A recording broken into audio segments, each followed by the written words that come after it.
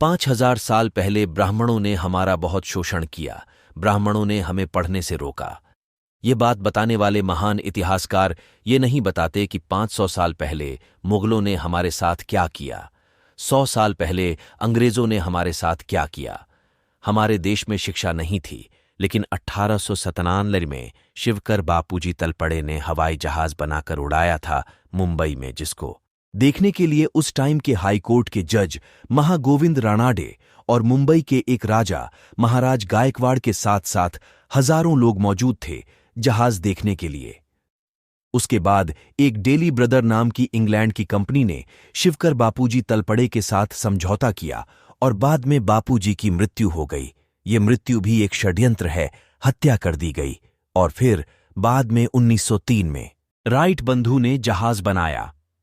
आप लोगों को बताते चलें कि आज से हजारों साल पहले की किताब है महर्षि भारद्वाज की विमान शास्त्र, जिसमें 500 जहाज 500 प्रकार से बनाने की विधि है।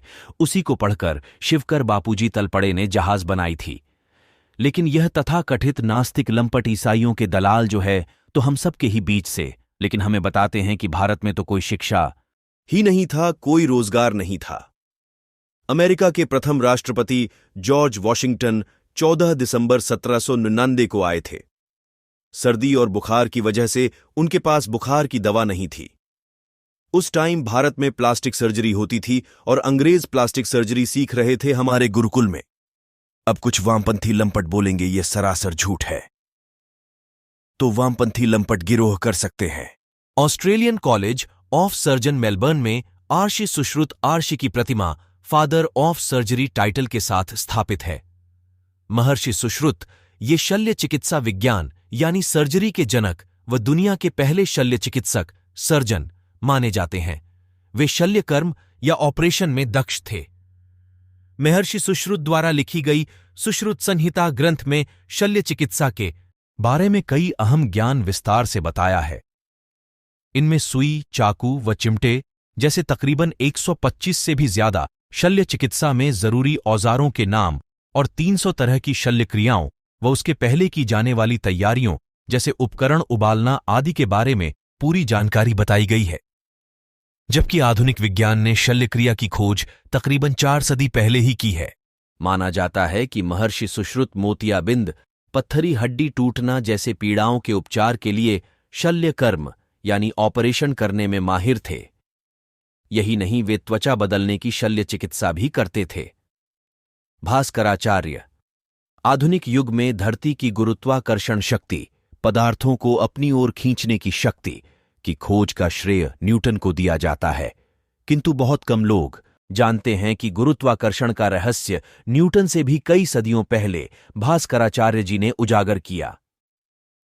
भास्कराचार्य जी ने अपने सिद्धांत शिरोमणि ग्रंथ में पृथ्वी के गुरुत्वाकर्षण के बारे में लिखा है कि पृथ्वी आकाशीय पदार्थों को विशिष्ट शक्ति से अपनी ओर खींचती है। इस वजह से आसमानी पदार्थ पृथ्वी पर गिरता है। आचार्य कणाद परमाणु की अवधारणा के जनक माने जाते हैं। आधुनिक दौर में अणुविज्ञानी जॉन डाल्टन के भी हजारों साल पहले महर्षि कणाद ने यह रहस्य उजागर किया कि द्रव्य के परमाणु होते हैं। उनके अनासक्त जीवन के बारे में यह रोचक मान्यता भी है कि किसी काम से बाहर जाते तो घर लौटते वक्त रास्तों में पड़ी चीजों या अन्न के कणों को बटोरकर अपना जीवनयापन करते। इसीलिए उनका नाम कणाद भी प्रसिद्ध हुआ। गर्गमुनि नक्षत्रों के खोजकर्ता माने जाते हैं, यानी सितारों की दुनिया के जानकार। ये गर्गमुनि ही थे जिन्होंने श्री कृष्ण एवं अर्जुन के बारे में नक्षत्र विज्ञान के आधार पर जो कुछ भी बताया वह पूरी तरह सही साबित हुआ। कौरव पांडवों के बीच महाभारत युद्ध विनाशक रहा। इसके पीछे वजह यह थी कि युद्ध के पहले पक्ष में तिथिक्षय होने के 13वें दिन अमावस थी। इसके दूसरे पक्ष में भी तिथिक्षय थी। पूर्णिमा 14वें दिन आ गई और उसी दिन चंद्रग्रहण था। तिथि नक्षत्रों की यही स्थिति व नतीजे गर्ग मुनिजी ने पहले बता दिए थे। आचार्य चरक संहिता जैसा महत्वपूर्ण आयुर्वेद ग्रंथ रचने वाले आचार्य चरक आयुर्वेद विशेषज्ञ 1500 साल पहले का 2000 साल पहले का मंदिर मिलते हैं जिसको आज के वैज्ञानिक और इंजीनियर देखकर हैरान में हो जाते हैं कि मंदिर बना कैसे होगा। अब हमें इन वामपंथी लंपट लोगों से हमें पूछना चाहिए कि मंदिर बनाया किसने? ब्राह्मणों ने हमें पढ़ने नहीं दिया। यह बात बताने वाले महान इतिहासकार हमें यह नहीं बताते कि सन 1835 तक भारत में 7 लाख गुरुकुल थे। इसका पूरा डॉक्यूमेंट इंडियन हाउस में मिलेगा। भारत गरीब देश था, चाहे है, तो फिर दुनिया के तमाम आक्रमणकारी भारत ही क्यों आए हमें अमीर बनाने के लिए? भारत में कोई रोजगार नहीं था। भारत में पिछड़े दलितों को गुलाम बनाकर रखा जाता था। लेकिन वामपंथी लंपट आपसे यह नहीं बताएंगे कि हम 1750 में पूरे दुनिया के व्यापार में भारत का हिस्सा 24% था और सन 1900 में 1% पर आ गया। आखिर कारण क्या था? अगर हमारे देश में उतना ही छुआछूत थे, हमारे देश में रोजगार नहीं था, तो फिर पूरे दुनिया के व्यापार में हमारा 24% का व्यापार कैसे था? ये वामपंथी लंपट ये नहीं बताएंगे कि कैसे अंग्रेजों के नीतियों के कारण भारत में लोग एक ही साथ 3 लाख लोग भूख से मर गए कुछ दिन के अंतराल में। एक बेहद खास बात वामपंथी लंपट या अंग्रेज दलाल कहते हैं, इतना ही भारत संप्रीत था, इतना ही सनातन संस्कृति समृद्ध थी, तो सभी आविष्कार अंग्रेजों ने ही क्यों किए हैं? भारत के लोगों ने कोई भी आविष्कार क्यों नहीं किया?